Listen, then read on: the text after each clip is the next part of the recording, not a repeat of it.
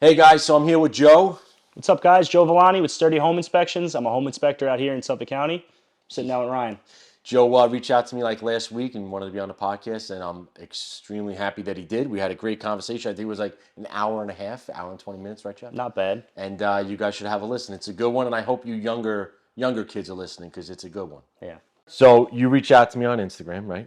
So, and you have a home inspection company. Yep. But now you're young, you're Yeah, 27, yeah. you're already accomplished a lot. But I want to hear, because I think it's important that the kids in high school hear how you started Yeah. to where you are today. Yeah. So how far back can you go? I mean, chronologically, what makes sense is, 18. Graduate in high school. I was dating my high school sweetheart. Right. She comes from a pretty established family where she has no student loans. Her car was paid off. That's and nice. That was amazing. Yeah. Especially still- coming from, I was brought My on- wife we still have that plan. I was on the north side of the track. So Okay. What town was it again? Islip. In Islip, Yeah, okay. yeah. So technically grew up in Bayshore, but I went to Islip. Down by Bayberry Lane over there? Yeah, I yeah. have I'm some not. friends over No, there. I'm not in Bayberry Lane, but I'm good where I'm at. Yeah, I like where I'm okay, at. yeah. But yeah, dude. So she was ready, young, to do those next steps. We're in high school, and she's on Zillow, Right. looking at houses because that was just how it was. Like Right. the family owned a lot of real estate, and you had investment properties, and that's just the way. Her siblings are also 9 and 11 years older than her. Okay. I'm the youngest of 4 too, so everything was 10 years ahead. They're not the family that owns the Bayshore Brewery, is it? No. Okay. Simonetti's. You might know Simonetti's. Simonetti's. I have Lenny customers. Simonetti. Lenny Simonetti Yeah. in Babylon? Yeah. He's a customer. That's my wife's cousin. Oh, I didn't Big know. family. Okay. So her dad He's was on Christopher Court. I don't even not know where sick? he is, bro, because he's a realtor in Bayshore. Yeah, okay. So the Simonetti, her dad's family was going back to like the 50s, one of the original brokers on Long Island. Okay. A1 real estate because it was the first one of the yellow pages. Right. So like I said, the family goes way back. So my family goes way back to the motherland. Right. They came over here as immigrants. We didn't have anything. Right. So, but I knew Italian, I'm guessing? Yeah, Italian, Okay. and actually, I'm Italian on my dad's side. I'm Puerto Rican on my mom's side. So, Okay. yeah, good mix. It's a good mix. Yeah, Yeah. stubborn, hairy, curly hair. Yeah, it worked. So at 18, like I said, I got the girl of my dreams. I wanted to start a life with her. She's thinking 10 years down the road. Right. My friends are thinking about going to Cortland or Oneonta. Right. But I'm like, I want to be with her. Right. This is what I got to do. And I didn't even know like how deep, like how set up kind of she was for life. Mm-hmm. So I just knew like, even if she didn't have it, like that's what she wanted to do, that's what I wanted to do. You would get it, yeah. Yeah, so I tried going to college. I was, like I said, youngest of 4. My oldest siblings went to universities, and then my brother, who's directly older than me, he did 2 years at Suffolk, 2 years at Hofstra. How many siblings do you have? 4. One of 4, so 3. So like I said, the oldest one graduated in 05. She did 4 years at Hofstra. She still got $100,000 in debt. My one brother older Did than she me. do anything with the degree? Nah. She should have. She's an artist and amazing. Yeah. She got like an art degree. Okay. But that was that time. It was 2005. Yeah. My parents didn't go I to was college. 2002. Everyone pushed to go to college. Exactly, because Yeah. my parents didn't go out of high school. My mom went back as an adult and got a degree. My dad, he's an old school guy. He barely went to high school. But now your mom was older. She knew what she wanted to go back and get a degree. Yeah, and I'm big on that. Yeah. Now I feel like buffer years. all Further that your stuff, education when when you're an what you adult. want. Yeah. So, but yeah, they didn't have that. So I got lucky, and a big reason I feel like where I'm at in my life is because I'm good at seeing what other people are doing and being like, I should do that or I should avoid that. So I saw my one brother who's a little older than me. He went to Suffolk for 2 years, paid it out of pocket because we always had to work. My families were workers. Now, not to stop you, but Yeah. did you work prior to 18? Did you have?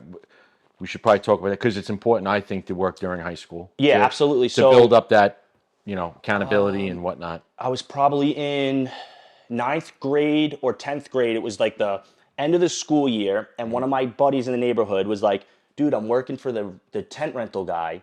We're making mad money, Yeah. and we're gonna, we could buy all the pizza we want over summer. So I was like, cool, I'll work a day. Absolutely. I worked a day, and they're like, you coming in tomorrow? I was like, oh, I'll work 2 days. Right. And then before I knew it, it was like a week in, and we didn't take a day off. So it was like your whole summer. Dude, I had that moment of realization when I joke where it was like, I had a flashback from 14 to today where I was like, I guess I'm going to work the rest of my life. rest of And my that was life. it, dude. Yeah. So I'm like 9th to 10th grade. But that was because my next closest brother's 4 years older than me. And then the other one's 6 years older than me. So when I was going into high school, they were in college. You had connections with They them. had cars, they had food, they had stuff. So if I wanted to hang out with them, they weren't paying for me because like that, we never got allowance. We always had to work for stuff.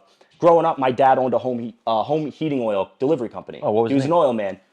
Brooklyn Boy. It was a small time one back in the 90s. Yeah, I'm trying to think. You would, if you knew my dad, you'd know my dad. You wouldn't know the truck. He's not still involved in the industry. No. He got in. He was very risk adverse. Like I said, had nothing. Right. My mom came from literally nothing. Like my dad as a kid was given like my mom's family money to buy a new fridge because like that's so he had broker but grinders. Like my mother works harder than half of the people I know out there. And what does she do? She works for Costco. Yeah, nice. She is. She's just a retail. So awesome. She was in Costco, like Price Club back in the day. Right. Was a manager, like, you know, one of the first female managers. And so she got a job at Costco and worked her way up. Yeah, so when, you know, raising kids in 1989 or whatever, they needed a little part-time money. Yeah. Started working at Costco, and just grinded it out. My family, same thing. Just been there 30 years. So, but as kids, my dad had the home heating oil company, and on weekends and snow days and winter break, he'd take my brothers with him. Now, if you're a homeowner and you see these 10-year-old kids pulling the hose, because my dad was such a lazy bastard,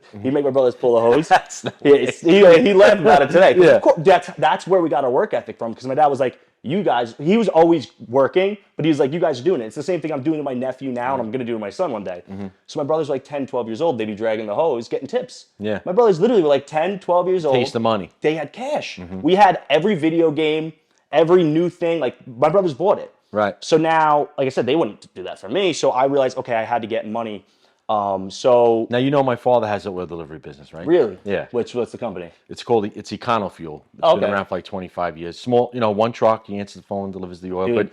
But I grew up similar to that. That's funny. Because he used to work for a company called Bayview Heating. Okay. On Saturdays, so he worked for Entenmann's driving an 18-wheeler. That's awesome. He worked there, you know, nights. Get like the fresh Entenmann's? Oh, my dad always My had. grandmother worked in the bakery on Fifth Avenue back in the day. Her last name, not a Minetti. No, Villani. Oh, okay, because I had Mrs. Minetti was my first customer. That's hilarious. She worked in a bakery as well. My father knew her. But when we were kids, I would go as far back as when he worked for Bayview, because he didn't have his company yet. And on Saturdays, and we would pull the hose. When did he get the company? Like, when did he start it? I want to say, it's got to be 25. I'm going to say late 90s. Yeah, so he started it. Yeah. And he probably went to Blue Flame, right? Yeah. Mr. Bob? Remember Mr. Bob? Yep. So I have very, very early memories. It's funny. Now, we didn't know this before, Jeff. No, we're figuring this stuff out now. Everything's like Intertwined. Yeah. Well, small island. Yeah. So I think my dad was like 96, 97. He bought a route or a company from a guy. It was like, I think it was OMC Fuel. Okay. So he bought the book of business. He bought the truck. The truck broke down. He had to buy his own new truck. And it's so funny because like there's so many stupid little things. My mom's name's Naomi. He called her Mimi. My dad called the truck, because we would nickname our trucks. The truck's name was the Screaming Mimi. As a kid, I was like, that's the Screaming Mimi. And now as an adult, I'm like, that's amazing. Like, some guys buy a boat and name that after their wife. Oh, yeah. My dad bought an oil truck. It was red. Freaking thing was full red. But Mr. Bob, they used to have the chocolate Entenmann's donuts, and I was 4 or 5 years old, and on the weekends and stuff, I'd go and do the home heating oil route with my dad. Nice. I remember Mr. Bob. That guy remember was the that. man. Yeah. Well, my dad would play jokes with my brother because, you know, when my brother was in college, he would come back and help my dad pull the hose and everything. But my dad always tells the story of one time he had this one house. It was a real long pull, like, you know, 100 feet, whatever, however long the hose is. And my brother turns around and he looks at my dad. He goes, "Stop standing on the hose." And my dad's not standing on the hose; it just gets heavy. And like people, you don't realize how much hose you're dragging, but it's not easy work. Yeah, depending on because when you going out delivering fuel oil, when it's 10 degrees outside, it's wet, it's cold, in the snow on the ground. You can't, you know. So you gain a lot of respect for your father doing it. Absolutely, he always wanted to be an entrepreneur, and he dabbled with it. He actually owned a Newsday franchise. Newsday used to do the home deliveries, the bicycle deliveries. Right. The guy who owned the routes, that was a franchise. So he did that back in the 80s and 90s. That's what he got into, driving trucks and everything. So he did well with that. But again, was like, they saw the decline in newspapers. They got into the home heating oil, and then they kind of took some risks with like buying the futures of the oil stocks. Yeah, and it was like a winter like this. So instead of holding it, they sold it for a loss, and then the next winter it was like 5 degrees out. Yeah. So something like that happened. They took a risk, and like I said, when I know now in business, like, holders kind of win. You got to push through the shit times. Right. But 4 kids. He was 30 when he had me, so now this is he's 37 years old, 38 years old with 4 kids with no help, with immigrant parents. I think his dad was already gone. Right. My like I said, my mom's parents had nothing. So they were just always grinders. But for me, I had the older siblings who always had money going on, and I wanted that stuff. I wanted nice stuff. And so I worked that summer, and then I remember, obviously you had iPods, right? I was always against the grain. Right. I'm an Android guy. Okay. So now going back to 2008, Right. Microsoft made an iPod. It was called the Zune. Okay. I like the Zune. I don't know why. Everyone jokes about it now, but they were making a new one, and it was $350. And I remember being like, I'm going to save up and buy that thing. Right. I went out and did every odd job you could. Right. My dad had this junk Jeep Wrangler, like a 94 Jeep Wrangler in the driveway. And we always liked cars and stuff. And I was looking at the doors and I was like, you don't need those doors. And he's like, what are you talking about? I was like, I think I'm going to sell the doors in your Jeep. And he left. He goes, if you can sell the doors on those Jeep, he's like, give me this much and you keep the rest. Dude, I sold the doors on my dad's junk Jeep for like $300 or so. I almost got the whole nut right there. Nice. So he talks about that more recently. He was like, I knew that. You're a mover and a shaker. Yeah, he's like, you give me an obstacle, I'm gonna figure out how to make it work. I joke around like being short kind of has made me think on my toes because Yeah, like short. I'm 5'6", dude. Are you? I know I'm the tallest 5'6" you'll ever meet. It's unbelievable. It's a work booth. Dude. Yeah, I'm the tallest 5'6" ever. Can I curse? Of course. My fucking brother is 6'3". I went right with the F. He's 6'3". He's big? He's 6'3". Oh my I'm God. 5'6". How'd that happen? My father's 5'4". Now, wait a The minute. mailman's. But who's- Yeah, that's what he says like that all the time, dude. Yeah. So my oldest brother's 6'3". Uh-huh. My other brother's 6 foot. Right. I'm 5'6", bro. But like I said, I wear it well. I don't let it stop me. But like I joke around, as a kid, my brother would put the cereal on top of the fridge. Oh, right. I used to have to drag a chair over and climb on the counter to get it. It taught Figure me it. to listen. You got to overcome your obstacles. Bro. Absolutely, The yeah. obstacles are just another thing to choose. There's always obstacles. Yeah. So always was working. And It's then so funny. My brother's 6'3". Yeah, My dude. brother's 6'3", too. 6'2", 6'3". He's got blonde hair, blue eyes. My twin. Oh, Yeah. studs. Yeah. Absolute studs, yeah. Well, that's my wife's family's very, they're Italian, but they're very European. So my daughter, blonde hair, blue eyes. My son's got like this dirty blonde hair Oh, with really? green eyes. Oh, Yeah, wow. I'm so lucky. Yeah. Because like they Studs. got my some of my qualities, but she's pretty. So they got all her stuff. That's But, good. Yeah, dude. So, Smart man always say that. yeah. It's a gift to the mom. Thank God Yeah, for the mom. yeah, I absolutely. say it all the time. I have a beautiful Yeah, wife. yeah. So and she's a teacher, so she's like, listen, any academic stuff that comes out of these kids is from her. I was take like, all right, it. fine. Yeah, I can't contribute. I'm sure you Yeah. really academically. We're right? just big as inspector, and we'll get to that later. Kind of know it all. Like I think Yeah. I know everything, but Right. yeah, I don't wear that bit like proudly that I didn't go to college. That's a big thing. My generation now. I graduated in 2013.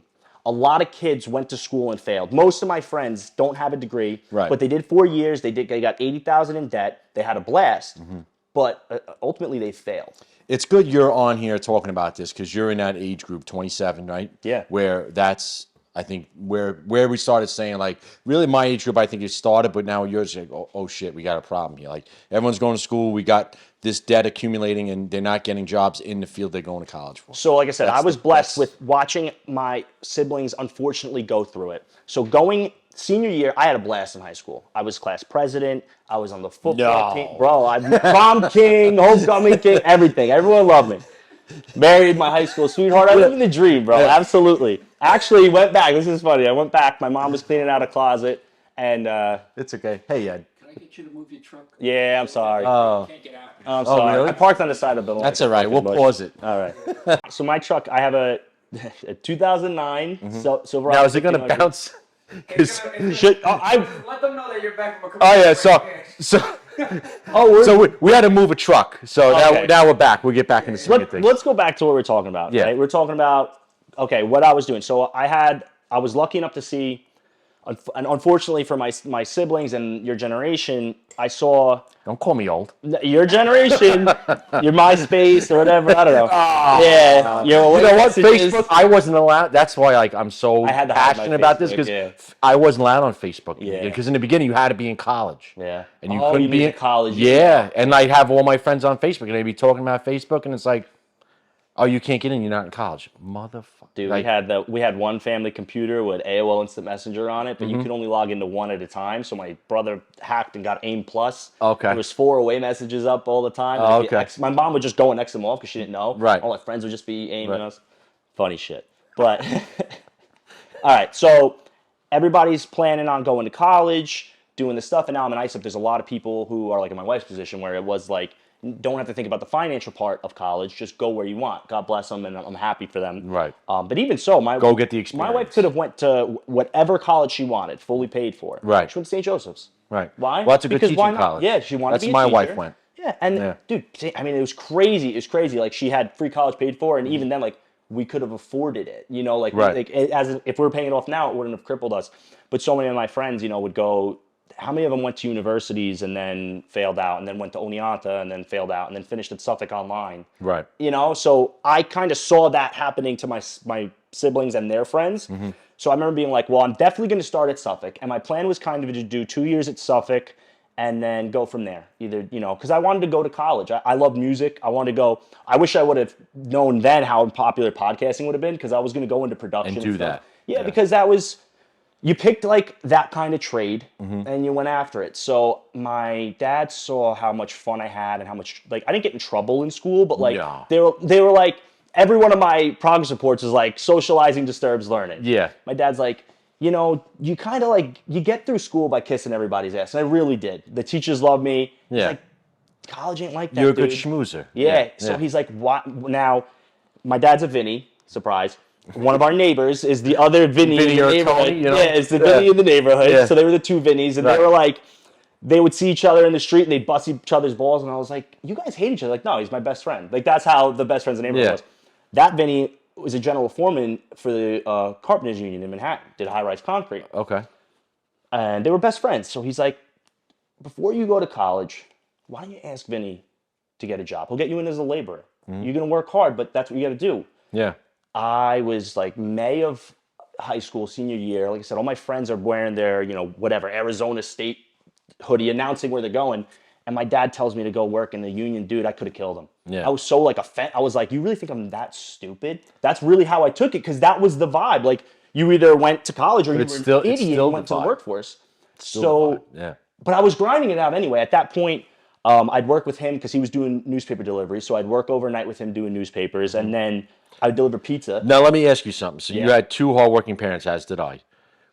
You knew that your two hardworking parents did everything to support you and your three siblings. Absolutely. So how did the school life impede on your thought process so much that you thought if you didn't go to college you were a bum? When you have two hardworking parents at home providing for you. Because it was like, if you want a future, you have to go to college. Now That was kind of the vibe. It was like, if this is what you want, and now everything I have today, my kids, my dogs, my wife, the house, the whole thing, was what I've wanted since I was 10 years old. Now, who instilled that in you? My parents. My dad and mom got married at 19. Like I said, my dad had his fourth kid at 30. Like, very old school. And my parents don't like. They both have very different opinions. They're on both of them polar opposites of the spectrum. You for mean your everything. parents argue? Oh, it's amazing, right? So they weren't like indoctrinating us and making me be a homebody, but like that's what I wanted. My wife, my girlfriend then, now wife, was the same way. So that's what I always wanted. So like I felt like I got it, right? Like I said, I remember my dad said it, and he was being just, and now I look back at it and I'm grateful I had an older man reach his hand out and be like, this is the way, dude. You got to go this way. Right. Because I think everybody needs a little push, and I think you need positive male role models in your life. Yeah. And that's all he did. He was like, go talk to him. And I was bent. I was like, can't believe you think I'm that stupid. So he didn't tell you what to do. He just kind of gave you a little bit of He said, push hey, and a little guidance. instead of going and fucking failing out of college, go talk to Vinny. Go be a laborer. Yeah. I was like, bent. So now that's May. The summer goes by. I'm grinding it out anyway. And I kind of got past, like, now we're in the summer going into college. Everybody's doing their thing. We all had our graduation parties. We're saying goodbye. And I'm still just home grinding it out. I go to college. I showed up to, if there was 50 classes for all my classes, I showed up to 20 of them, maybe 15. Right. Failed out. And I remember the moment, You just weren't into it? yeah, I was working. I was working a lot. I was able to make money. And it was just, I just don't want to be there. You know what I mean? It just wasn't, there was no passion. Like, I have to really be into what I'm doing. Right. It's a unfortunate thing, because if I'm not into it, I'm not into it. But it just wasn't part of the bigger picture, and that's something that I really like want to stress to younger people, is like, think about the bigger picture, Right. and see how what you're doing today, see how it fits in, and see if you can make it fit in. So in that moment, I knew I wasn't doing something that was like getting me closer to my goal. And at that time, all I wanted to do was get married to my girlfriend. Like I wanted to start a family with her. And That's buy, so rare now too. So I respect that a lot. Yeah. And like my goal was like by 30, I wanted like marriage, house, baby. That was what I wanted by 30. So I just didn't see school doing that.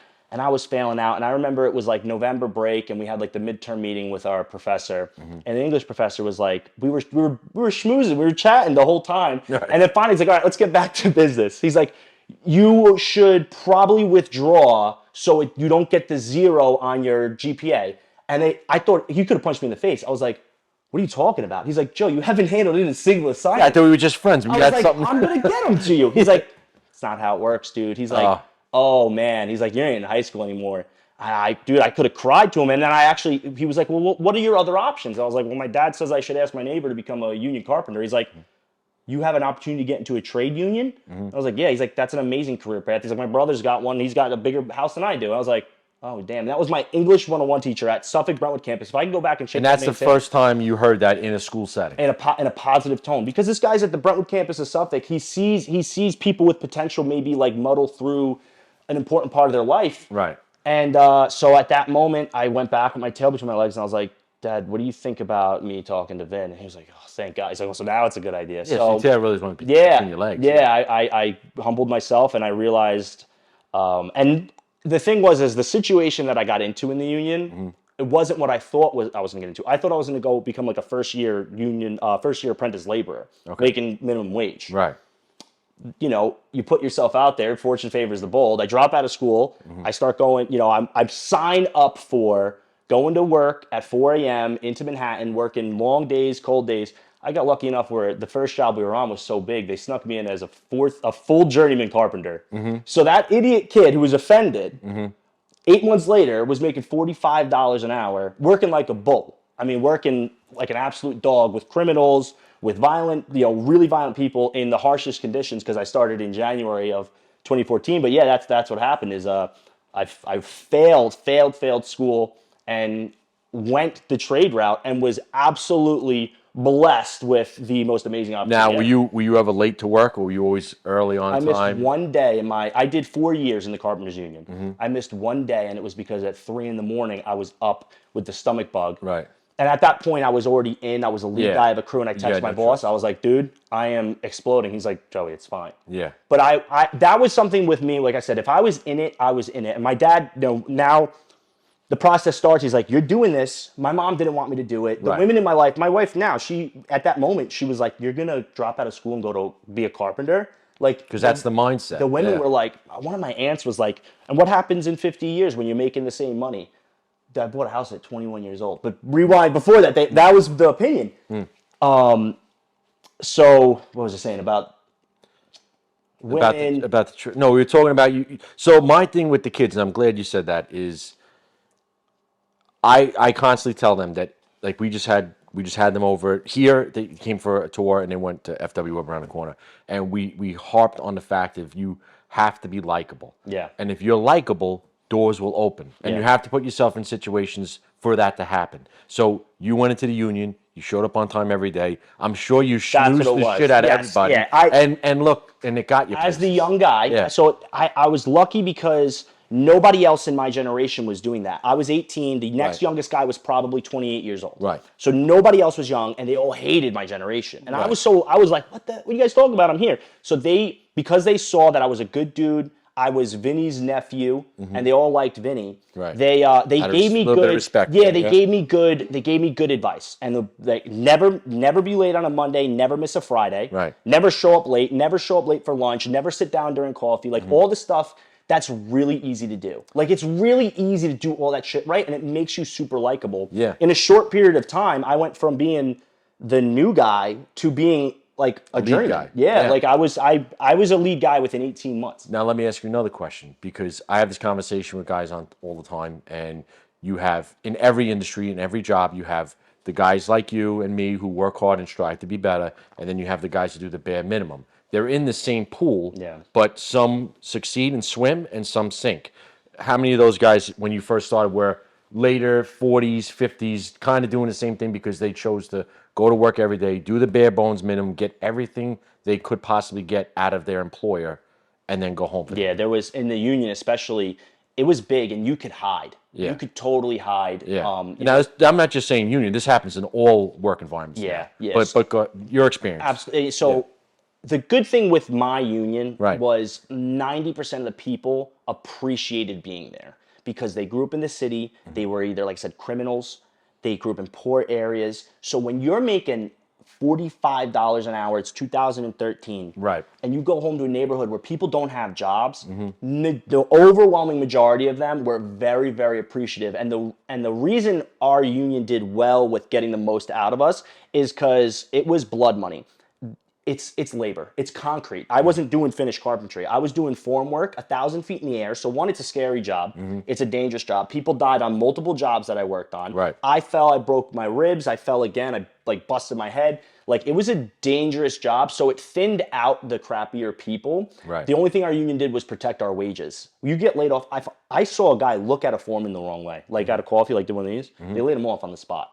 So it was very cutthroat. But I kind of appreciated that because at it.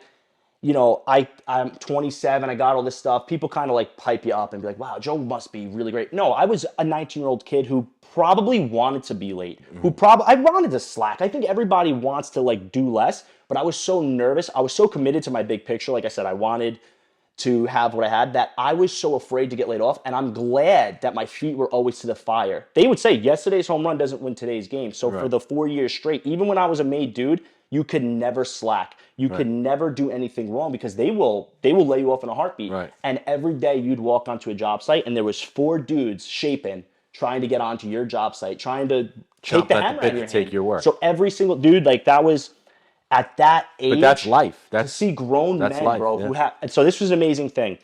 The winter comes, we work outside. If you got 2 feet of snow on a plywood deck, you can't work. Some guys, if you were a company guy, if you were a lead guy, they'd keep you. But there's 40 carpenters on the job, 5 guys would stay. 35 guys were home. And now my first summer, it was my first winter, it was one of those where we just got pounded. And like my first month, I probably worked like 8 days, which worked out for me because I was able to kind of sneak in. But I remember seeing the guys get really edgy. And the second, you know, we would work till, we were supposed to work 7 to 3:30, but like sometimes 2 o'clock would come around. If there was slow work, they'd send the guys home. So these guys, they started getting really edgy. And I was like, I don't get it. You get to go home early. And they're like, Joey, those guys got kids to feed, dude. They got mortgages to pay. You think the mortgage is going to They take need less the money? hours. Because I'm sorry, they need these hours. Like, what are you saving for? You're going to buy another pair of shoes? And it was like, again, it's a common sense to adults, but as an 18, 19-year-old kid, I was still a kid. Yeah. But I was, like I said, so fortunate to be in that environment. Makes me appreciate everything that I At an have. earlier age, which is At a why younger now you're age, yeah. 27, you have a business, you have your house, you have your kids, you have your wife, you have that respect. Yeah, It's but important. the thing is like I said, big picture. I saw something today. It was talking about Gen Z. They just don't get why they're working. Oh, is that your gen? I don't know the name. So I think I was born in '95. So I'm kind of a millennial. I'm kind of Gen Z, but I'm also kind of a boomer, like mentally. But I'm right there on the cusp. I don't give a shit. I found. You're in your own category. Dude, there's a kid in my neighborhood. He's 16 years old. He's mowing lawns he doesn't have a car. And he's Gen Z. He's a Zoomer, you know. He's doing TikTok dances, but he's still going out there and getting it. It's just easier in this time to see the diamonds in the rough, Yeah, basically. Yeah, and I think the other way There's too is that there's a lot less of that. we kind of see we see a lot of the minority too. We see a lot of the whiny millennials or the whiny kids, and now like if that's all you see is like the news showing you my generation's a bunch of lazy bums living with their parents, that's all you're gonna think of us, Right. you know. But the problem is everyone you talk to multiple times a week, that's all everyone complains about, but no one's done anything to change it. Yeah, and I think like you're working with high school students. Right. You're showing them there is different ways to get what you Well, want. you're doing it right now too. And 'Cause I want them all to watch this. I'm really glad. Yeah, and yeah. something that I've been talking a lot about the big picture. I'm where I'm at today, not because I thought about what I wanted to do. I thought about who I wanted to be. My wife, when we were kids, she'd ask me, she'd be like, what do you want to be when you grow up? I was like, I want to be your husband. Corny as hell. That's how I locked her up. And she's like, no, like, what do you want to do? Schmooze. What do you want to do for work? I was like, yeah, total schmooze. Yeah. So what do you do for work? I was like, I don't care as long as it provides and I can be around. Because my dad worked nights a lot. So he was at every baseball game. He picked me up from every sport practice. You know what I mean? So like, that's what I wanted to do. I wanted to provide and I wanted to be around. Right. And I never lost sight of that. Like, I've committed, like, that's what I want to be. That's the person I want Joe Villani to be. Right. So once you have that big goal, everything else is just a means to an end. So yeah, you know what? All this shit about being 18, 19 and working like a dog, dude, like hurting, breaking my back, my hands hurt. I would swing a hammer all day because we would nail plywood. I'd nail 10,000 nails a day. My fingers would lock up from nailing plywood. And I was like, dude, I'd have moments where I was like, I'm 19. And Yeah. this is No, what we'll all happened. have arthritis. Yeah, like I had is what- electrician friends who get all the carpal tunnel surgeries. Yeah. But I was like, no, I need to do this now because I see the guys at 40 who wish they did it when they were that young, right? So I stuck to the program, means to an end, right? So when those big checks would come in, we would work a bunch of overtime. We'd get Saturdays. We'd work 2 hours at night. You give a kid that much money, what is natural for them to do is probably spend it. I saved everything, dude. I was in the union. I would make 6 figures. I was 19 years old. I really hope these kids are listening to this. I'm gonna I'll see them and I'll talk to them again. But this is 19 years old. My W-2 is $103,000. Yeah, In 2015, which is probably worth double now. Yeah. Bro, I'd eat cans of tuna because I also liked being in shape, so it kind of worked out. Right. But I'd eat cans of tuna. I lived on like $40 a week, bro. I would get a 40-hour paycheck because you got slammed with taxes because I was single zero.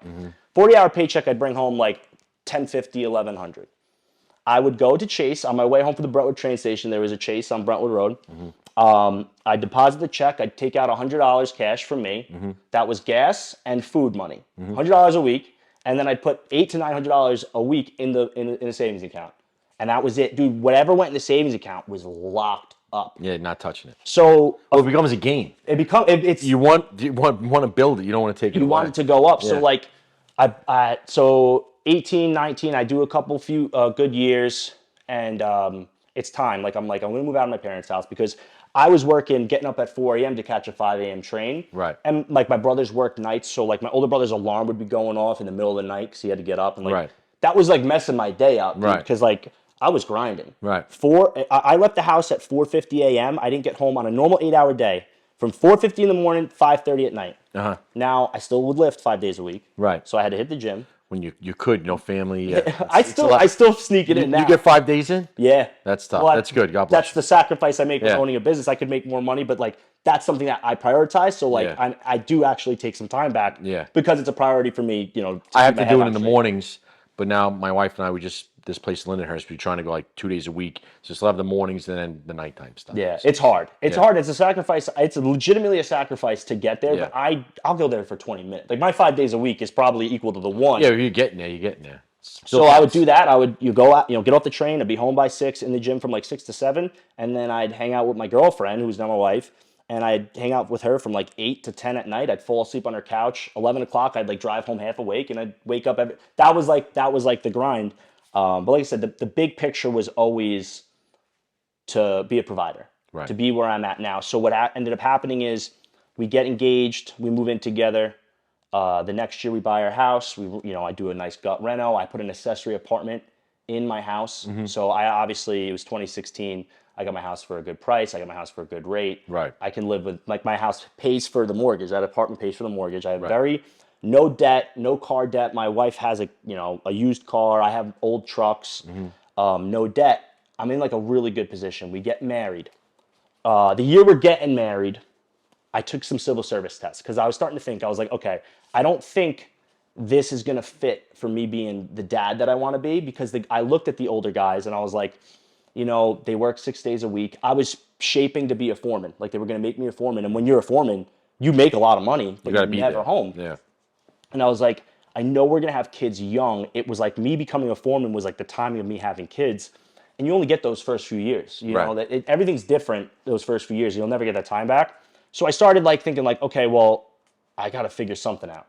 So I started taking civil service tests because my wife's family was all cops. And even my dad was like, go become a civil servant. Because I could take a pay cut because my house paid for itself. My wife was starting to get a job. I got a call for the sheriff's department of Suffolk County. I got 100 on the test. Yeah, nice. It was something happened. Was going through the. You must have schmoozed somebody. Yeah. They handed it in with a 20. Yeah, dude, but I got the call. It cost more than a 20 for that. Wait, I obviously did not become a police officer because I would be the worst police officer ever.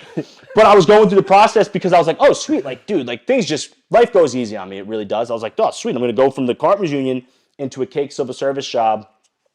Was going through the process and I realized, like, again, big picture, civil servants, they work, bro. Like, not like they're not grinding like you do. They got to work when they have to. They Holidays, do a lot nights. of hours. Yeah, they're doing. And so I was like, it's the same hurdle that I'm going to face there. It's a bunch of hours. But what that did was that triggered my mindset where I was like, all right, well, you know what? It's not going to be easy to leave a six-figure W-2 job when I have no credentials for anything else. I don't. So that's when I started to look into doing other stuff. One of the plumbers on the job site, my man. Well, you Lance, do have credentials. You had how many years in the union of working? yeah. How many things did you learn in union? Oh, of course. I had tools, That but I was didn't have education. something. I couldn't just go on LinkedIn and apply for a job and get another fat W-2. I had to go out and earn. Right. But it set that mindset off where I was like, okay, we got to have like a kind of an escape plan because even if I want to get out by 30, I got to start looking at it now. One of my good friends on a job site, he was a plumber, lives upstate, was my man Lance. He was doing home inspections upstate, and he loved it. And I always had an interest in how things work. Like I still have two N64s from when I'm a kid that are taken apart today because I just would take shit apart. My brother's like looking for it one day. He's like, "Where's the N64?" This is like years after. Dude, I just want to play it. You got it in pieces. So I got it in pieces. I used to take shit apart. I love understanding how things work. So and a good friend of mine's dad is a jack of all trades kind of guy. He's like, Joey, you're never going to be surrounded by more different skilled tradesmen than when you're on a union job site. Don't waste lunch and coffee. I learned how mechanicals worked. I had plumbers, electricians, steam fitters, and then you'd get like really specific stuff too. So I'd learn about like how the municipal water worked. I still today understand how grounding works from electrical because watching my electricians ground, Right. they would run it like a super thick gauge ground wire through the whole slab. And when I would ask them, like, why do we do that? So I learned a lot of little different technical things for being on a job site. And like I said, just, bullshitting. But he told me, he was like, this is what home inspections are. Joey, it's a great side gig for you to do. And that's all I wanted to do. I wanted to supplement my income. Right. So if I had to go and take a step back, maybe become a project manager or maybe do something on Long Island more locally, because I had avenues to go down, but they were still like starting like 40, 50. I needed a little bit more money. Right. So I start doing the home inspection license, which is why I'm a big advocate for it's okay to go back to school because that's exactly what I did. I worked for 4 years. How old were you at that time? 21. Okay. So it was 2017. So spring of 2017, all my friends and my wife graduate college. Now let me ask you a question. Yeah. How much differently did you think from 18 to 21? 100%. Because now I have a name for it, but everything's got a return on the investment. Yes. So if if you're putting $100,000 into a degree, you got to return 3 times in a certain amount of in a certain time period for it to make sense. The home inspection license cost me $2,000. That's 4 home inspections. So obviously not direct, but it was like, okay, if I don't use it, I could have blown that money. I never bought stupid things. I bought a motorcycle. I sold it for the amount I bought it for. Right? Like I never really wasted money. Now is that a course? Like so it's a license. And I love home inspections. It's a very unique. Because there's a lot. You need to know a lot about a lot of things. Not a lot, but you know enough about a lot of things. You're supposed to. This is different life. Different universe, Ryan. Right? You're an accountant. You don't know shit about shit. You look at me and you're like, wow, Joe's got dirty boots on. This is like Bob the Builder. I'm going to trust him with everything with this house. So I take it super serious. I have an obligation to you. Right. And I really should know my shit. Right. But the ceiling of entry for home inspections is very low. Like I was sitting in the class and people took the class. Oh, I've met some. Yeah. I know we have a bad. This may or may not be bad. Yeah. This may or may need to be replaced. We do talk vaguely but I look at it, I don't talk vaguely because I don't know. I talk vaguely because I'm not qualified. You're a licensed plumber, you're a master plumber. Right, restricted plumber. You're qualified to tell them that. I'm not. So if I go out and I say, this has to happen, the seller, a good attorney, like before the COVID market and every real estate just got turned its head, but a good attorney would read the report and be like, he's not qualified to say that. You don't have to do anything. So all my recommendations are contact a licensed plumber for a further invasive inspection. Right. Because I ain't qualified to tell them that. Right. But what we do is we just point out the defects. Right. You got to know your lane. Home inspections, it serves a purpose. It's becoming way, way more important because more people in my generation are less technical and they're not afraid to admit it. Right. My dad's generation probably was just as not technical, Yeah. but they all thought they were, which is why I go into these houses. Our parents' generation is changing their brakes and changing their oil in their cars. So Yeah, like, we and don't every do now that. and then a tire would fly off on the Yeah. highway because they didn't lug the Yeah. bugs down enough. But Yeah. our generation, at least, they know they don't know stuff. I wish they did take a little more risks. I noticed the women do. When I'm speaking to husband and wife, if the guy is an admitted soft hands guy, the wife is like, no, tell me again what's the double tap circuit breaker? And I'm like, this is great. Like, Yeah. I love it. Yeah, Yeah. eat it up because I don't want to just talk for no reason. Right, exactly. But yeah, I mean, the home inspection industry is young. It's got the licensing started in like 2005.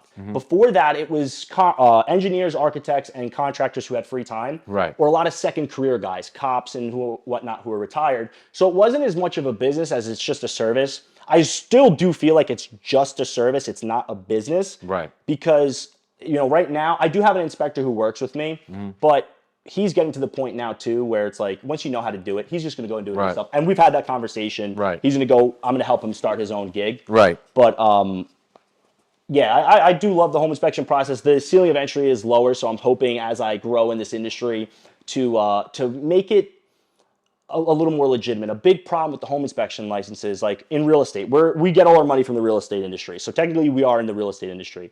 I like to call us building science. We're in the building science industry. We just make our money in real estate. But on Long Island, everything's about money. We are in real estate, right? Right. If you want to become a real estate agent, you got to work with a broker. You can't just open up your own real estate shop. right. With a home inspector, you get that paper license. You can go. You're Bob the Builder. Off to the races. You're Mr. Fix It. Right. And you can just start. And I see guys do it. They start out the gate. They're doing hundreds and hundreds of houses. That report's a legal document. You're putting everything on the line. Right. That you have, telling you that this is good when you don't know. You got to learn the intricacies of the business, which is why another good thing that like I kind of tell young people is, stop jumping into a business with both feet right out the gate. Side business. That's how I started mine. I did leave the union to go in that way, but my first 3 years of being in business, I worked construction with my buddies on Long Island, and then I ended up getting a night gig working for the county. I did building maintenance overnight while growing the business. So it took me 3 years to make it. But now you were also building other relationships to help kind of like mentor you in and guide you in this industry, right? So if you have a question on a job, you have someone or more than one person to call. Absolutely. I had the That's means huge. to find out the right answer, the wrong answer. Right. So So that's good. So you got mentors, and now how'd you meet them? Was it from the school? Did you make friends with the teacher at the school? being in the trades, being a young person, like you said, the school really didn't do anything. The school gave us instructors, but you got to be willing to put yourself out there. And now, if I never met you, right? But I was humble enough to ask you, like, hey man, I want to know more about this. Right. You probably do geek out about plumbing. I can assume you geek out about boiler work boilers. and stuff like that. Please explain to Yeah. me how this high efficiency condensing boiler works. You're Right. like, "Pfft, bro, I've been waiting Yeah. because your wife don't want to hear about it Right. anymore." No. Like I said, young people, my generation, everybody hates us, right? That's a big problem. Nobody respects us. I look at that as opportunity because you have low expectations for me coming in. So if I'm going to say, hey man, I'm a Underdog. home inspector, but I want to be better because I can always learn more. And I know for a fact you know way more than I do. I want to relay that information to my clients in a helpful way. Right. Let me shout at you on a day. Yeah. So being in, Or you make relationships and build a book to give the homeowner. that's a big Hey, thing. here's some guys that I know are good guys and reputable. There you Yeah. go. Boom. Well, that's like the cool thing about home inspections is not, real estate gets a bad. Without kickbacks, just some, I never do, Some people, yeah.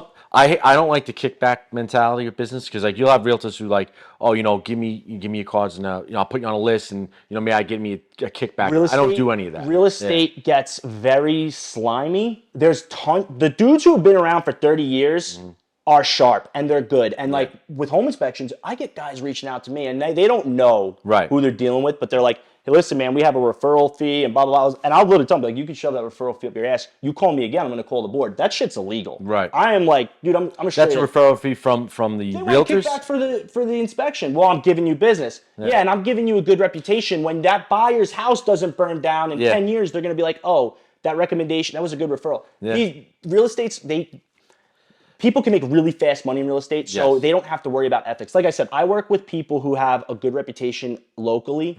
So they don't want, because they know, like when you've been in real estate long enough, even if it's 5 years down the road, one leak happens, like you had that home inspector work for me and he missed this and blah, blah, blah. So it's like, we don't do kickbacks, we don't do none of that. But Yeah. what we do is in real estate, the buyers are always a little nervous that the mortgage guy, that the realtor, that they might not have their best interests in mind, because at the end of the day, they're gonna cash a pretty fat check on that. Yeah, they house, want to right? make the deal close. I do well with, like, the second I saw you, right, I talked to you like I knew you. Right? Yeah. I do that. I don't know why, but I just do that. And when you're in this process where you got two people putting their entire life savings down on a house that's overpriced, on a rate that's too high, in the neighborhood they don't want, there's so much anxiety. It's like when they see somebody who's just genuine, because I also want just keeping it real with them, they just cling to me. So I do build like crazy trust. But this is another thing I do with referrals, right? I'll give them numbers. I'll give them all the numbers they want. But something I tell people is like, you got to trust the person doing work on your house. Yeah. This is guys I love, and this is guys who do good work for you. They have to trust them. Call a few people. Yeah. Get a few quotes. A small job, listen, panel swap, some fixes here and there. Call the guy, get it done. But like, I get people all the time who are like, can you send me a general contractor? I tell them no. I can't, because that's like, dude, you're going to spend $200,000 and be out of your house for a long time. Right. You need to build that trust with them. So it is a really cool niche to be in, because I'm able to network that way. Right. And that's what's led me grow into this next part of my career. Right. Is doing, technically I'm a building scientist now. So for home inspector with a crazy ego. So now they call me a building scientist with a wild ego. Okay. So that's the energy ratings and the load calculations. Right. So for kids, like, I'm doing junior engineer work with no college degree, Right. with no college debt with that, and I'm still able to get. It's a specialty, the energy work, but it's mechanical engineers do it, architects do it. Yeah. Guys, I'm now networking. You got to do enough of it. Yeah, we went down to the schooling in Jersey for it, but because we had to do manual J, Yeah, all you those, have to do it, Yeah, yeah. for air conditioning. So Yeah. like we tried doing them, and it's just like took too much time. We didn't do enough of them. We outsourced them, but now we'll Yeah. talk. Yeah, absolutely. But I yeah. think it's important though that you talk about the kickbacks and people wanting money for just a referral. People don't understand the concept of you have to plant a lot of seeds in business and in life. And sometimes those seeds don't grow for 5, 10 years. Sometimes they grow right away. But when they grow, you could capitalize on it, but then you got to make sure you don't let that person down. Yeah. So like, perfect example, when we started a construction company. My partner's a carpenter. So we would refer all our kitchen work to this one guy at a cabinet store. And we go right to the cabinet store. So for like 2.5 years, we referred this guy. No jobs back, no kickback, no percentage off, no nothing like that. Just treat my customers right. The last 2 months, we got 2 big kitchen projects from him. That's it. People don't understand that. They want that instant gratification. Whereas if you have the mindset of plant a bunch of seeds, do right by everybody, I think it's that will difficult. grow. Yeah. It's we were talking about the college mindset, and I think the same thing happens with the business mindset. Is people have this crazy ideal, like an ideology of business, and I have these conversations, and my wife just knows to just be like, "All right, Joe's gone to something else." Joe's going off, yeah. But like, it's hard for regular W-2 people to understand the context of like everything I do. I don't get paid for directly, but you might get paid for it in 5 years. I got a job from 2 buyers I met at an open house literally 4 years ago when I first started, because I'd go walk into open houses. I had good conversation with them, and they literally called me 4 years later. They remembered you. And it's just the point of like, do the right thing, but you're always planting the seeds. But it is, you either kind of get it or you don't, but you do need to get that with business, and that like sometimes the fastest way to money isn't the long term. And why I say like, think about what you really want. And I see it a lot in real estate. A lot of what people doing isn't sustainable. And they're not building a business. They're just leveraging a service, making a ton of money off it. But if you don't invest that money, and we joke around, like some of the people in real estate joke around, people made way too much money the past 2 years. The past 2 years have been insane. And every realtor's got an AMG, a Rolex, and nice suits. But it's like, how many of you bought a rental property? Because guess what? This year might be leaner than last year, because that's business. Things go up and down. Yeah. You just got to think about the big picture, and like what you're doing today really can impact you. It will impact you in 5 or 10 years, and that's for everything. Yeah. And what keeps you kind of in line is, again, I go back to it, because you got to think about who you want to be, because you make decisions differently when you're focused on the big picture. I'm not saying don't have fun with your life. I'm not saying don't spend your money, but it's just got to kind of add up to the equation. And I am dealing with some of my friends now. They all want to settle down and get married.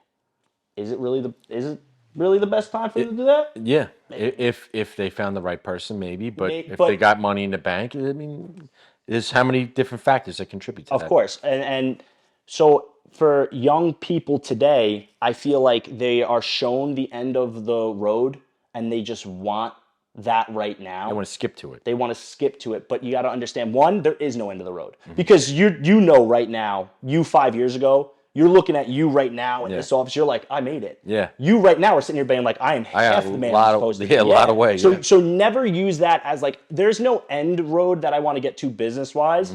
I obviously am very, very satisfied, like personally. I think it's okay to have that personally. Right. Like I'm a good dad. I got 2 beautiful kids. They're both healthy. My wife's happy. She's a teacher. She's always wanted to be a teacher. Well, that's the key. I'm content with that stuff. You could build off that alone. Yeah, but as far as business wise, you should never. You're honestly, I don't think. I think a big problem is the material stuff too. I think we're too motivated with. I want the car. I want the watch. No, you need to have a really sick business system that is just going to give you money. Yeah. I think you can buy whatever you want, but like. It's the issue that we have with obviously social media making everything prettier than it needs to be. But when we go and I talk to the kids, when I first started talking to them till now, and a few times we spoke, you talk to kids, what do you want to do? Oh, I want to be a manager. I want to own a business. I want to this. All right, but be a manager doing what? Well, I don't know. Well, okay. You want to go to college? Yeah, I want to go to college. Why do you want to go to college? Because I want to be successful. Successful doing what? What are you into? I don't know. So it's like, it's misguidance. And I'm not saying teachers do a bad job because teachers have a curriculum, they follow the curriculum, and that's it. They're just, and my wife will say it, sometimes you feel as if you're just herding the cattle. You do it for a year or you do it for half a year and then you get a new group and you do the same curriculum. It's over and over. But it's just like, we have to go back to talking to these kids and just instituting the easy stuff that they should know that will help them in life. Yeah. Say please and thank you. Say please, say thank you. Be respectful. Show up on time. Be neat, clean, and presentable. Don't burn bridges. Like I have this whole list of these kids, and I talk to them about reputation, and I tell them like, how many kids you went to high school with that are questionable? You probably wouldn't let them in your house. Like I try to tell them that, like friends with like 3 kids that I was Mr. Popular. Yeah, like listen, I'll acquaintances with I'll everybody. say hello to you, but you're not coming over for Sunday dinner. You're definitely not fixing something in my house. Yeah. And when I say it to them, they're like their heads perk. I'm like, wow, that really does make a lot of sense. I better start changing things now. I do feel like, and maybe I'm just out of the loop, but I feel like there's been a big doomy, gloomy feel about the world the past few years. So those little things definitely go by the wayside because, like, does it really matter? Right. But yeah, it is all part of it. Like you said, even from the way you dress, you get up in the morning, you dress ready for the day. Be neat, clean, and presentable. Yeah. Especially like you said in the trades, like. Yeah. You want to be the person, like I say this to people sometimes, if you want to be taken seriously, you got to take it seriously. Right. And some of my friends have worked with me in construction and they would joke around. They'd call me Joe from management because they're like, dude, you're just like always on. And I'm like, yeah, but bro, we got a job to do, man. Why not? Yeah, we got to do it right. You got to do it right. And now, how much of that like mindset that you have would you contribute to? That's just you being you, because there is a large percentage of that, I'm sure. But how much of it is I don't want to let anyone down? That's the biggest thing is like, dude, it's funny as you go and through experiences and you realize how much of it is because of who you are. And like, I just want to make you happy. And I want you in 10 years to be like, that guy Joe was a good dude. I just want a giant wake. Like, I just want, I just want to shut the freaking town down. I want to, I'm serious. That's what I just want somebody. That's legacy, man. Yeah, that's why we're doing this challenge. Not for like a fake reason, not because I need people to love me, but like just because exactly, I don't want to let you down. I just want to, if I can help you, I want to help you. And David Dobbs, and you have to be in the mindset of you're going to mess up. And I tell customers all the time, I'm going to mess up. If I don't mess up, one of my guys are going to mess up. Yeah. But the biggest thing is, if someone messes up, you got to do right. Whether it costs you money or not, you got to make it right. Well, that's what helps with home inspections what and loses. as far as liability. Yes. Is I ain't going to find everything.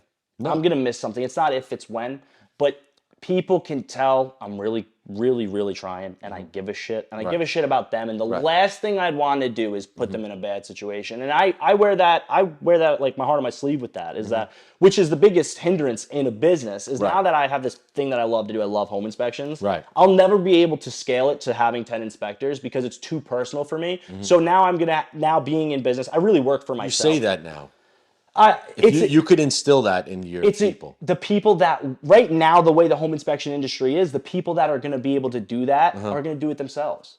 There's, like I said, there's no process to becoming a home inspector besides. It is a different business. Yeah, I see. So yeah. I'm okay with that. I'm totally fine with that, and that's why I'm growing in different areas. And I still am able to give myself a nice salary. I work for myself. You know, I people love saying they're a CEO, they're a business owner. You got to face reality. Like, I'm not a business owner. I don't have a business. I have a service that I sell. I'm a man in a van. I have a helper, so he's able to get to some jobs, but I don't send him out 5 days a week. He does his own thing too. Right. So that's obviously business talk, and you know. Yeah, you could segue into 5 different things, 10 different things. Yeah, you know? and I could also stay doing this. Like, I live comfortably. I live happily. It's whatever I got everything makes you that I want. happy. You asked, you still hit the gym 5 days a week? I do. Yeah. I'm able to do it because I'm able to squeeze the services in. I'm not afraid to stay up to 1 a.m. doing a little computer work while everybody's sleeping. Right. I'm not afraid to wake up early. I'm not afraid to maybe cut the gym short. I'll be on my phone because I'm able to do the reports on my phone at the gym. Like, I'm able to make it work, which is one of the reasons that I do really, really enjoy working for myself, is I am able to make it work. But that's just what I like. I feel like people feel right now they need to be their own boss to be happy, and that is not true. There's so many people I know that are great employees that are doing what they want to do. They have a happy life. They have money. You don't have to work for yourself, but there's an easier path to that. Like, that's acceptable. Like, our grandparents' generation went to work in a factory, came home, and they were able to watch football on Sundays. Like, that we already know that, so there's less. They didn't have as much opportunity to excel or move up the ladder. Now there's tremendous opportunity to move up the ladder. We run half our business. It does blow my mind. Like, I'll get a call to stop in. I'll do some consulting and stuff for people, and I'll get a call on the way home from a job, and I'll be like, I actually got time right now. I'll stop in. By. They text me their number. I Mind put in blown. You could stop by now? Yeah. But I need just like the fact that I can put their address in my phone on my dashboard of my truck and get directions to it. Like, we do live in an amazing time to work for yourself. Yeah. My dad used to have, when he did the home heating oil, I'm probably your dad too. They used to have like a lady in the office with like a radio, pretty much like a ham radio, going to his truck, and then they got the Nextels. My dad still lives kind of in that time. He says the Nextel. He don't text. I believe it's the flip now he has. He used to have the brick. The brick. Yeah, man. remember the brick? Yeah. I got that thrown in my head like 100 times. Doesn't text. He answers the phone. He has an answering machine. It's so old school, but people love it. Yeah, it's just the way it is. That. I knew I couldn't operate a business, and like you said, like, I knew I had to scale it because I wanted to have a family in my 30s. I knew in my 20s I was kissing goodbye. It's great that you are where you are in your 20s, but I knew that, like I said, I bought my house when I was 26. I didn't have a wife. I was alone. But it kept me geared and motivated and, working 7 days a week. And I didn't have anyone to answer to, so it was different. So you're actually doing it at a harder point because you have 2 kids, you have your wife. I'm sure she's supportive, but there are times. It's different. It's totally different. Yeah. And I'm, like I said, because my main goal is to be this person, I'm okay. Like, if I was probably a single person doing the business, I probably would have more investments. I'd probably have a bigger savings. I probably would have different things.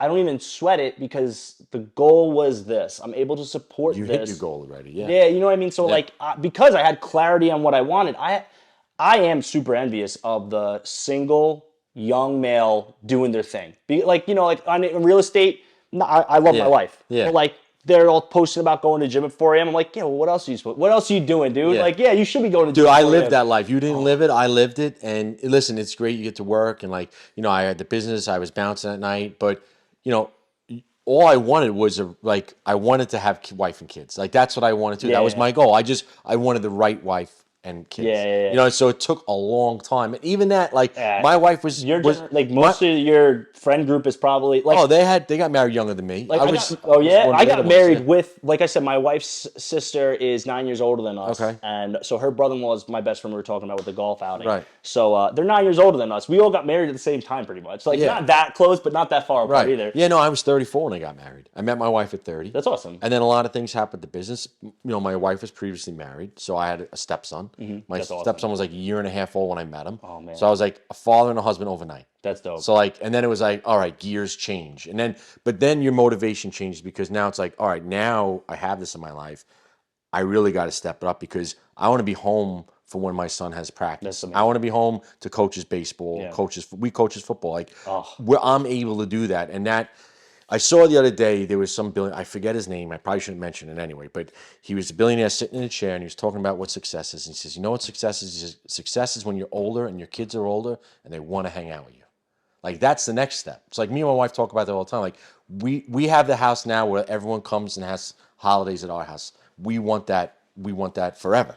You know what I mean? We want our grandkids to say, let's go over, Grandpa Ryan, Grandma Liz. Kind of, and it's something that I want younger people to understand is that it is good to want the material things and to make money, but I see it in real estate, because I said people making tons of money, but it does kind of all come, 9 out of 10 people want to have kids and settle down. And it all comes back to that. But sometimes when you make the money everything that you want, it's hard to get back around to that. And I see people talk about in real estate. They are grinding 7 days a week while their kids are alive already because they want to build generational wealth, right? And I think that's great. I obviously want to leave stuff to my kids, but you got to shape these kids. And that was important for me. A big reason why I wanted to be around is because you need, like your stepson was one and a half years old. That's an amazing time to have a good male role model in their life until he's 18 years old. And his father's still very much in life too. And we all have a great relationship. You can never. I think the more good men that you have in your life as young men, especially in this world, the better. We put 14 windows, sided, built a portico, porch, and a shed for his parents. That's how my wife's ex-husband's parents. He's a trade guy. No, Oh, I okay. did it. Oh, we that's did amazing. it. Oh, the company. In the Oh, company. that's amazing. He has horse dentistry, so it's a whole other thing where my he son probably will knows be my wife's well-rounded. family. Yes. He's their horse people too. Oh, he probably definitely does that that. question, that whole. Yeah, but I try to explain this to people. He's probably cleaned my like wife's now, horse teeth. Colton's 9, so we go to hockey, and when we're at hockey, I'm with his parents, and we're like the best of friends, and we're family. Like That's healthy. All the grandkids call them Mimi and Pop Pop. I call them Mimi and Pop Pop. I love that. My daughter calls them Mimi and Pop Pop. Yeah, I love so it. like I think that's rare. I think, but just getting along and setting a good example for your kids. Like I said, I've seen it. I've seen people success. make a ton of money, and then they're still trying to go back to having a core. Because like, what's worth having all this money if there's nobody to share it with? What's having all these money to go on experiences if you have nobody to share it with? Not saying you got to go out and do it. Like I did it young. I understand we did it young. Right. There was positives to it because I have unlimited energy. Right. I really do. Like I feel bad for you because I know those. You posted something a couple weeks ago about trying to get your kid to take medicine. Oh yeah. Holy shit, that is the worst. But like, do that at 4 a.m. after they've been throwing up. I have unlimited energy, right? But I also see that I probably would have maybe been more like you're probably more patient of a father than I am. You got more experience, you're a little more relaxed. So there's pros and cons to it. But how old are your kids? 3.5, 1.5. All right, so it's early stages, Yeah, but like they're close. you definitely have more patience with your kids because they're your kids. Yeah, but I'm still like I remember getting in the bathtub with Colton when he was like 2. He had a high fever. Oh, man. And like that's how my wife knew like this guy's the guy. Like dude. I literally like kept my boxer shorts on, obviously, jumped in the tub with him to cool him down because he was like freaking out. You know what it is? I think our generation of trades, because like our parents and maybe definitely grandparents, like your grandpa didn't change diapers. Most likely didn't change diapers. I never met my grandfather. I never met my grandparents either. So we got my a lot in grandpas. common. Yeah, my grandpa. My But I mother's, know for a fact my father never dad, met. when he married my mom, and my grandpa came over at my dad's house. My dad was like 20 years old, married. Yeah. He's like folding his laundry. My grandpa slapped him. He's like, "You got a wife now. She folds your laundry." And he goes, "You tell her that." My mom's Puerto Rican, bro. You can't tell her that. She'll slap you right she'll back. slap you right back. But like that instilled a lot of like Goggins. I was just saying this before. Goggins said it's something like never ignore duties undone, or like never say no to duties undone. And it's like, we are a team. We got shit to do. Right. I don't care whose responsibility it is. Right. And I got that from, like I said, watching my parents. Like, it didn't matter who was, who cooked that night as long as somebody cooked. Right. It didn't matter who cooked as long as somebody cleaned. Like, they were both grinding, so like shit had to get done. We had to get it done. And like going into the union, it was the same thing. We had our area to finish up. We didn't go and put our feet up when we were done doing what we did. We went and helped the next guy, because there was times when we were behind, they'd come and help us out. And I think that's like super important in life. And I think as that made me a good dad, because like, parenting, it don't matter like whose responsibility is what. Right. You got to do stuff. You got to do it's stuff. gotta get It's done. a job. And it's funny, like one of my You other... find out who's better at some and not. Oh, there's definitely there's definitely mom jobs. There's definitely dad I could never jobs. pick out my kids' clothes or buy them. That's hilarious. Yeah. My wife is right Oh, up. That's my my poor per daughter, like yeah. doing hair. You have a daughter? Yeah, I could put it up. I could put her hair She's up. got I this comb. crazy curls, bro. I can't. I don't even try. Oh, it's so yeah, funny. I don't even. She's gonna go around with a terrible afro her whole life because of me. But like, it's just like everything is work. in one way or another. So like just take care of your responsibilities and everything works out, man. It's Yeah, but that leads into everything: how you run your business, how you talk to your customers. That just travels each way of what you're doing. Yeah. So, and like I said, what you were saying before, as you know, you're doing the inspections now. You have your background. Where you're going to be 10 years from now, you're going to look back and say, like, you know, you're going to think you made, but once again, you're going to think you need more stuff. Because I was telling Jeff, we have a plumbing company, we have a heating and air conditioning company, we have a glazing company that we're taking just from being in the right place at the right time. We have the podcast that we do. We have the charity. Like, there's so much shit going on, but like, I wouldn't have it any other way. Yeah. And I have tremendous amount of support because we planted a lot of seeds over the years. And I'm kind of starting to see. I do think that's the route I will end up. And because I didn't know where I'd be in 5 or 10 years, from the beginning, I said when I started the union, I wanted to be 30 with a kid in a house.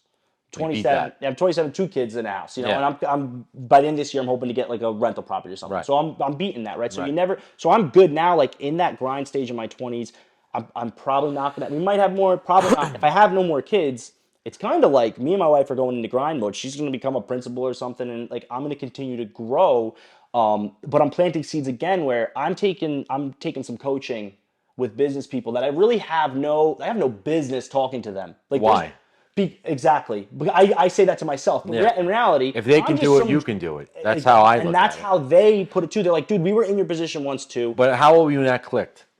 Is that like 6 think- months ago it clicked? A year ago? I think it's been happening a little at a time. Yeah. But I think having like I'm a modest dude. I don't need material stuff. So I went through that phase where it's like I don't need more than I have.